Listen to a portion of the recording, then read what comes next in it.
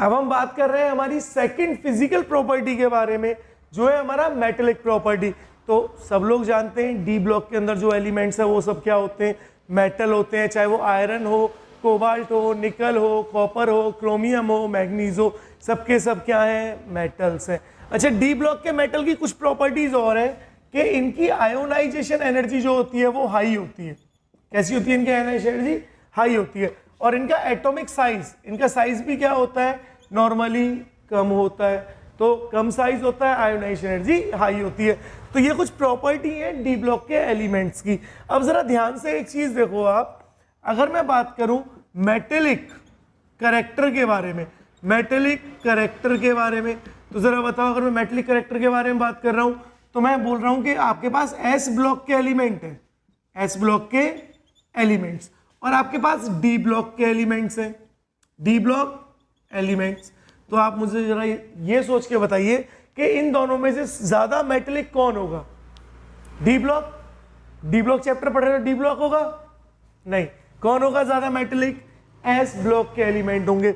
अरे sir, S block के metals जो हैं या एस ब्लॉक के एलिमेंट्स जो हैं वो ज्यादा मेटेलिक क्यों है? क्योंकि यार मेटल कौन होते हैं जिनकी प्रॉपर्टी होती है इलेक्ट्रॉन को लूज करना। कौन होते हैं मेटल? जिनकी प्रॉपर्टी इलेक्ट्रॉन को लूज करना। तो दोनों इलेक्ट्रॉन को लूज कर रहे हैं, लेकिन डी ब्लॉक के एलिमेंट की आयोनाइजेशन एनर्जी ज्यादा है, साइज छोटा है। जितना छोटा साइज उतनी आयोनाइजेशन एनर्जी ज्यादा, जितनी आयोनाइजेशन एनर्जी ज्यादा उतने इलेक्ट्रॉन इजिली नहीं निकल पाएंगे। तो एस ब्लॉक के जो एलिमेंट्स हैं वो ज्यादा आसानी से इलेक्ट्रॉन को रिलीज कर देते हैं as compare to D block के एलिमेंट्स। इसलिए मेटेलिक कैरेक्टर किसका ज्यादा होता है? हमेशा एस ब्लॉक मेटल्स का ज्यादा होता है। अब यहीं पे अगर मैं बात करूं मेल्टिंग पॉइंट किसका ज्यादा होगा, अगर मैं मेल्टिंग पॉइंट ऑर्डर की बात कर रहा हूं, या मैं बात कर रहा हूं हार्डनेस की, या मैं बात कर रहा हूं किसके बारे में, मेल्टिंग पॉइंट ऑर्डर या हार्डनेस, कि कौन ज्यादा हार्ड है। ऑब्वियस सी बात है, जो ज्यादा हार्ड होगा उसका मेल्टिंग पॉइंट ज्यादा होगा। तो अगर मैं बात करूं मेल्टिंग पॉइंट या हार्डनेस की, तो जरा मुझे बताओ, अगर मैं एस ब्लॉक एलिमेंट्स की बात करता हूं और मैं डी ब्लॉक एलिमेंट्स की बात करता हूं, तो बोलो ज्यादा हार्ड कौन होगा, ज्यादा मेल्टिंग पॉइंट किसका होगा? एकदम डी ब्लॉक एलिमेंट्स का होगा। किसका होगा? डी ब्लॉक एलिमेंट्स का होगा।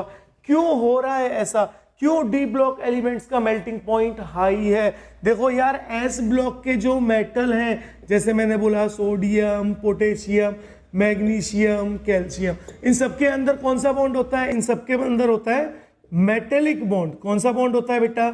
Metallic bond. ऑब्वियस है, मेटल है तो यार मेटल के अंदर तो मेटेलिक बॉन्ड ही होगा ना भाई। अच्छा देखो, डी ब्लॉक के एलिमेंट जैसे स्कैंडियम हो गया, टाइटेनियम हो गया, वेनेडियम हो गया, क्रोमियम हो गया, मैग्नीज हो गया, जिंक हो गया, ये कौन से एलिमेंट है? ये सारे के सारे डी ब्लॉक के एलिमेंट है। और देखो यार, ये भी मेटल है, तो ये मेटल है तो इनके अंदर क्या होगा? मेटेलिक बॉन्ड होगा। तो इनके अंदर भी कौन सा बॉन्ड होता है? डी ब्लॉक के एलिमेंट के अंदर भी मेटेलिक बॉन्ड होता है। लेकिन इनके अंदर, इनके पास वैकेंट डी ऑर्बिटल होता है। क्या होता है इनके पास? Vacant d orbital. कैसा ऑर्बिटल? Vacant d orbital. और जितना वैकेंट डी ऑर्बिटल होगा, या जितने डी ऑर्बिटल में अनपेयर्ड इलेक्ट्रॉन्स होंगे, जितने डी ऑर्बिटल में अनपेयर्ड इलेक्ट्रॉन्स होंगे, उतने ही ये मेटेलिक बॉन्ड के साथ साथ कोवैलेंट, ध्यान से देखो, कोवैलेंट बॉन्ड भी बनाएंगे। दैट मींस डी ब्लॉक के मेटल मेटेलिक बॉन्ड के साथ साथ कोवैलेंट बॉन्ड भी बनाते हैं, जबकि एस ब्लॉक के एलिमेंट सिर्फ कौन सा बॉन्ड बनाएंगे?